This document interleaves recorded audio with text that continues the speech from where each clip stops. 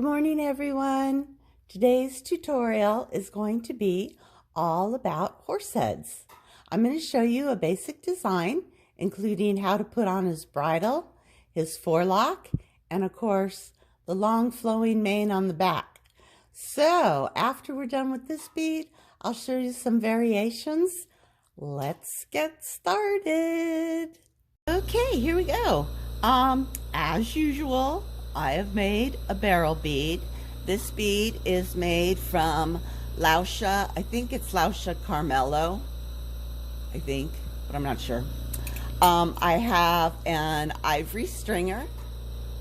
And of course, I have my black and white stringers to make his eyeballs with. And then I'm going to give him a little periwinkle bridle. And we're going to put some orange belt buckles on it. So let's get started. All right, there's my base bead. It's 7 wraps across by 2 wraps high. I think I've made enough base beads, barrel beads for you guys to see how that works out. But I've gone ahead and I've marvered it smooth, and I've rounded the edges there where the mandrel holes are. So they're nice and puckered and round and smooth. And that looks like a really nice barrel for me. So let's go ahead and heat it up just a little bit. I don't want it really soupy. I just want to be able to mash it. And out comes the famous monster mashers. Here we go. Squish it down.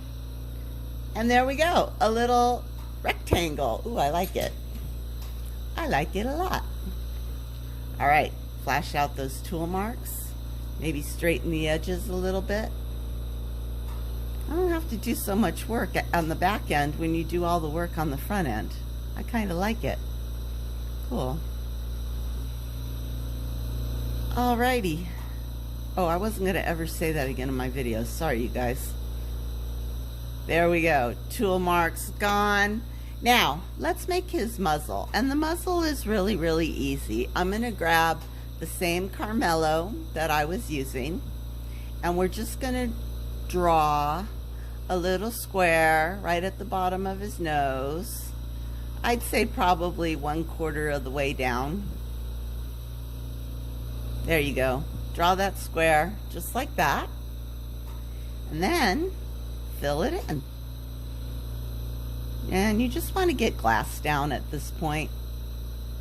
There we go. Around the edges there. And now we can marver it straight. Let's see. This is a really light glass. I hope you guys can see what's going on.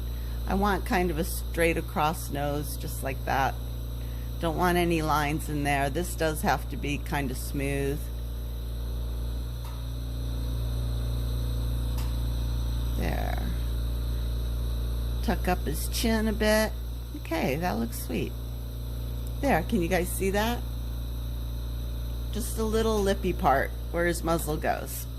So now I'm going to put in his nostrils, and I just use my ivory for this. 2 nostrils right there in the front. 1, 2. Yay. Now, one of my tools that I use a lot are these little ball styluses. You can get them at any craft store, or of course Amazon, and I'm going to use the big part of the ball stylus to just poke a hole in his nostril, because he's got to breathe, right? There we go. Nostrils. We got nostrils on our horse. Yay. All right, let's put in the eyes. Let's put in the windows to the soul.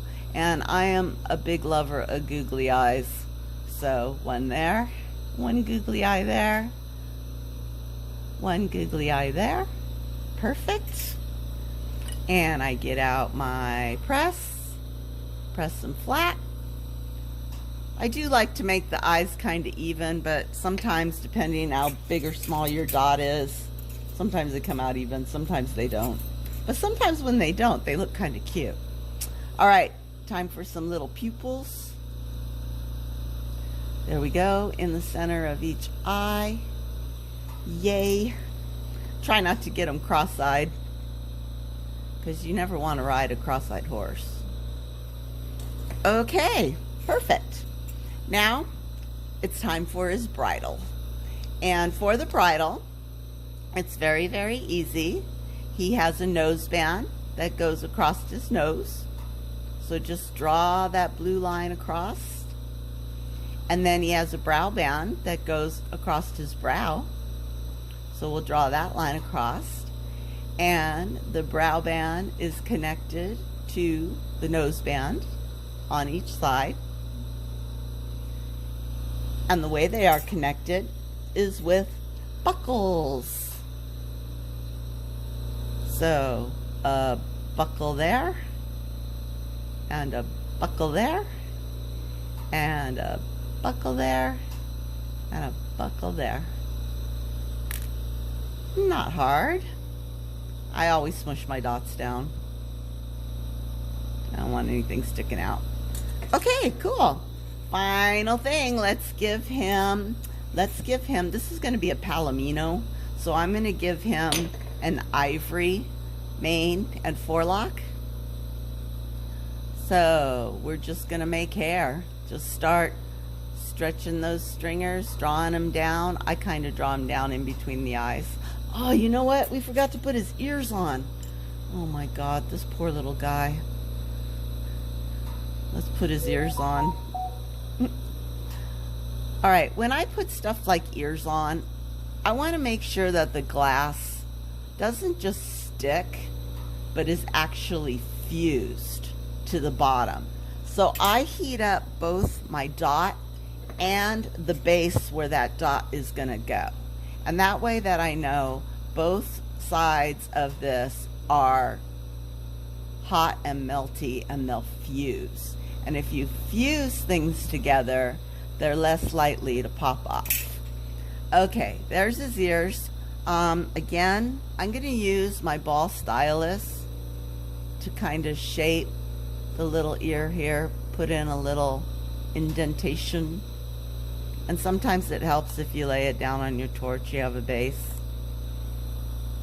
There we go. Let's see that. Ears. And I do like to shape my ears. Maybe they're too rounded. I like pointy ears.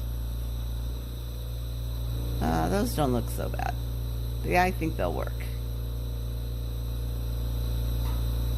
And if you can get your bead where there's no seam between the dot and the base, then that means that you've got a really good fuse. And it's always good to look on the back of the bead for that.